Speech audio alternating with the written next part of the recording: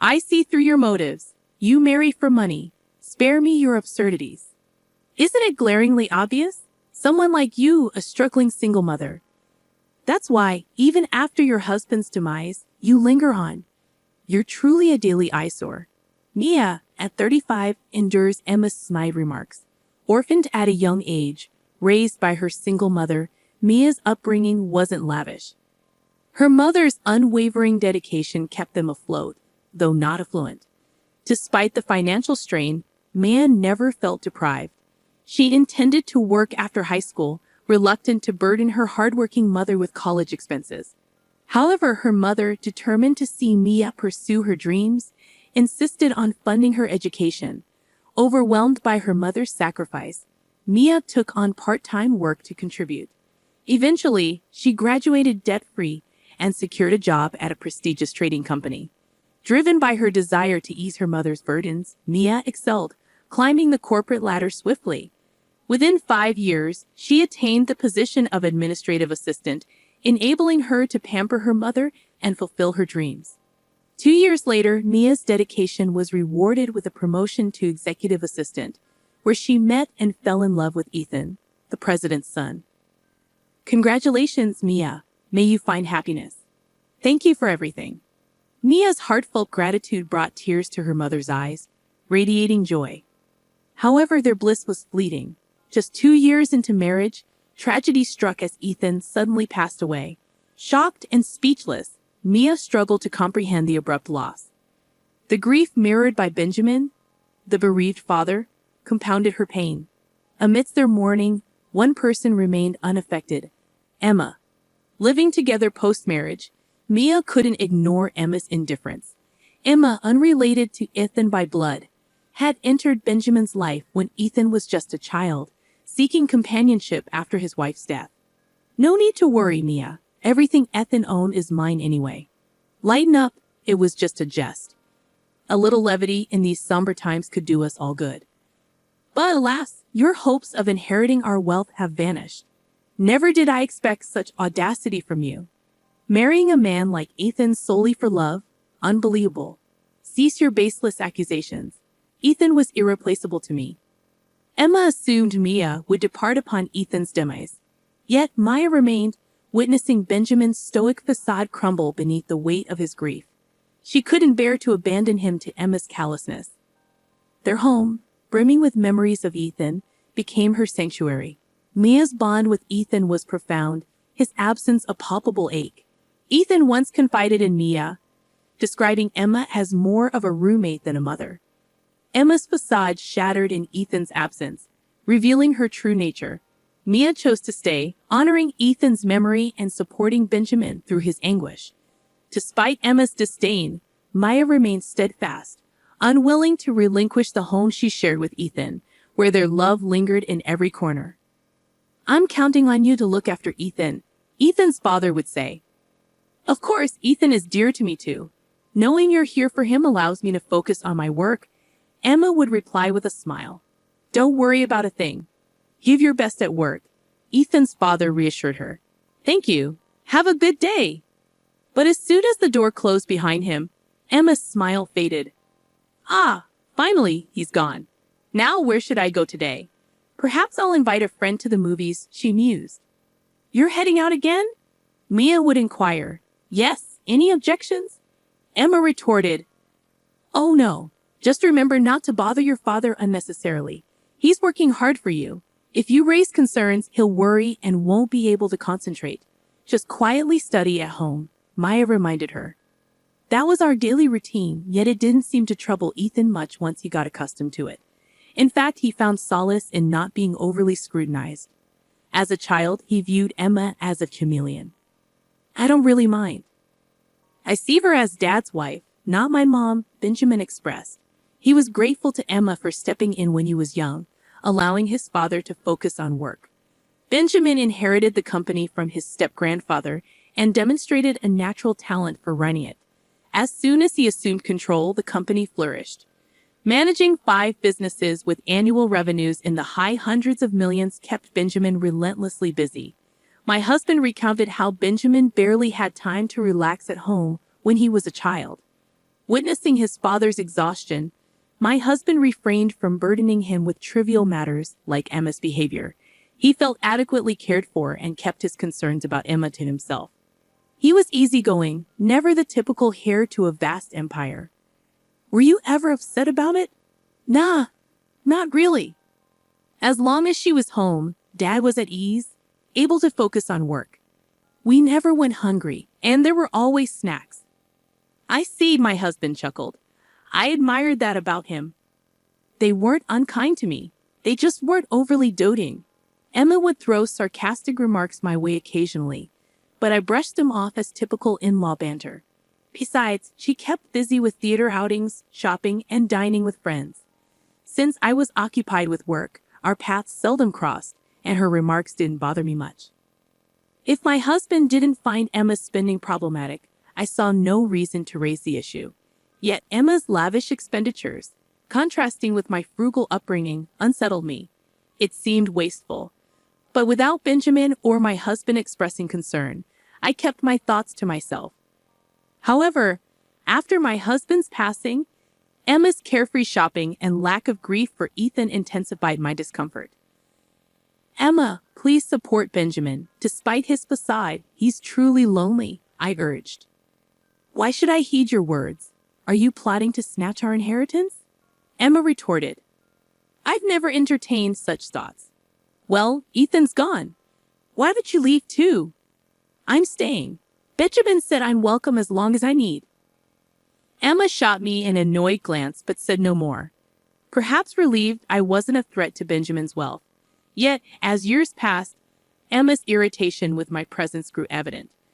Her barbed remarks stung deeper. I questioned if it was right to remain where my husband was absent. Maybe returning to my single mother was best. Enduring Emma's sarcasm felt unbearable. My mother turned 60 this year, marking 3 years since my husband's passing.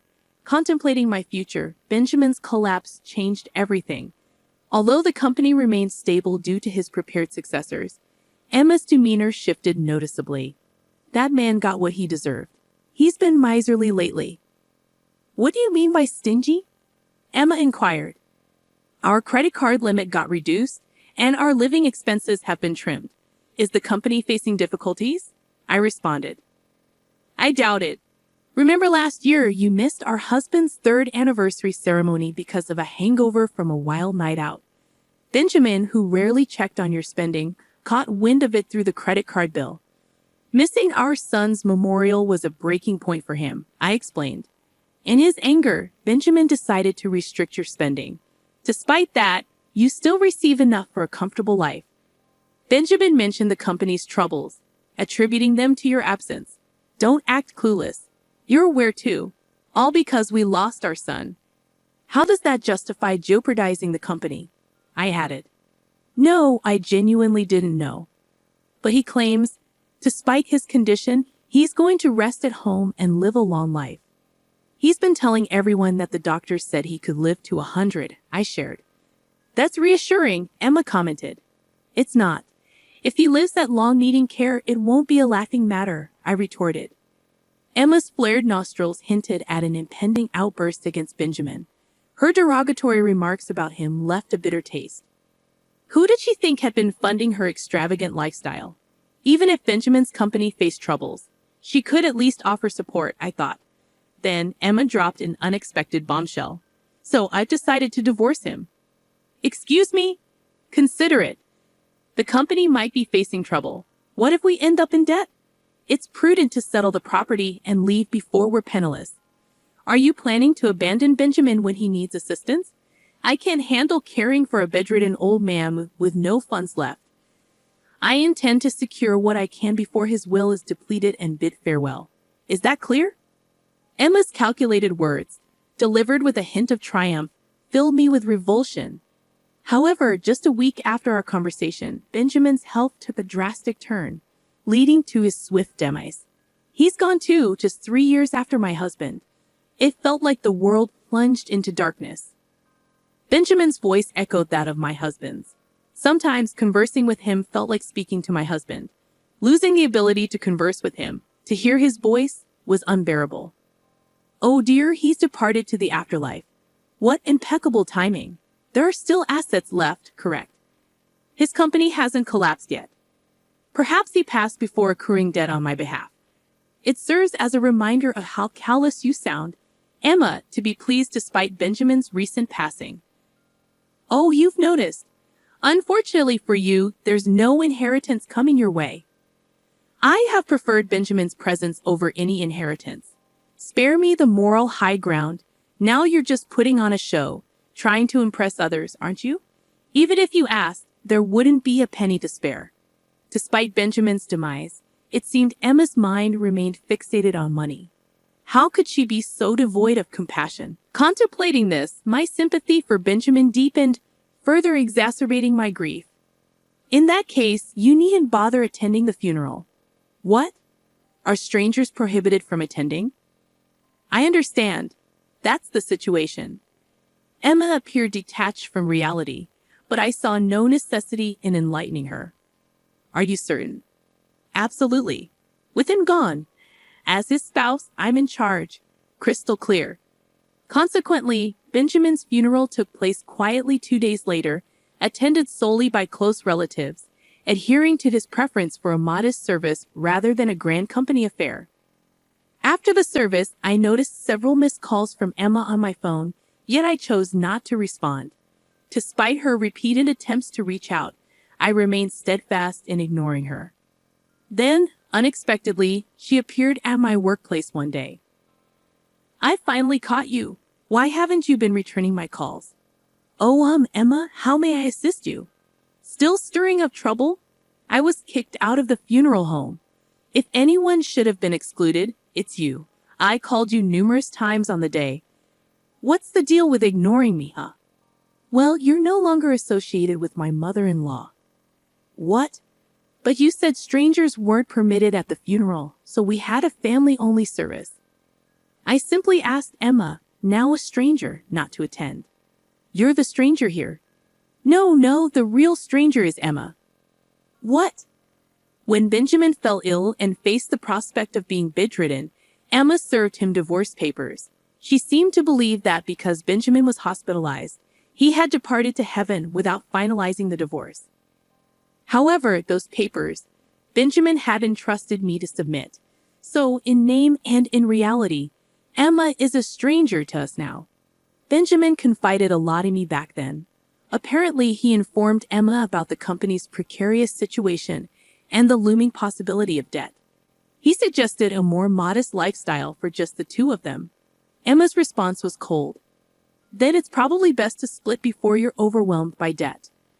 A month after that conversation, Benjamin collapsed. Even upon regaining consciousness, he knew his health was dire. He confessed to Emma that he might have to relinquish control of the company and rely on her for care. As expected, Emma proposed a divorce. She likely sought to secure assets before his demise. However, Benjamin, realizing his limited time, had already allocated most of his assets to charities and appointed successors. There was little left for Emma. Her face paled upon learning this. So I get nothing. Well, strictly speaking, it's not exactly zero. I did leave a few $100s in savings, I admitted.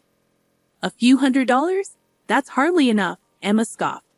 Even though Benjamin had forewarned me of this, articulating it made me appreciate his thoroughness. He evidently wished to keep any property disputes with Emma to a minimum. Perhaps it was Emma's behavior following her husband's passing that motivated Benjamin's resolve. But there's still the house. If I sell that... Oh, yes. Please vacate the premises as soon as possible, I interjected. I'm staying with Mom for now, but I intend to return eventually, Emma asserted. What are you implying? You're essentially a stranger. You hold even less claim than I do.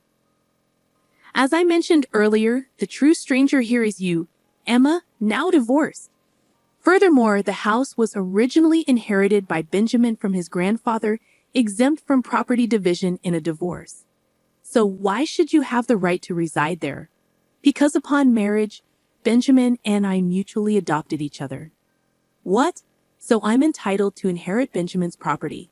He left me that house, Emma exclaimed. It's rather incredulous, isn't it? The notion of adoption was initiated by Benjamin himself.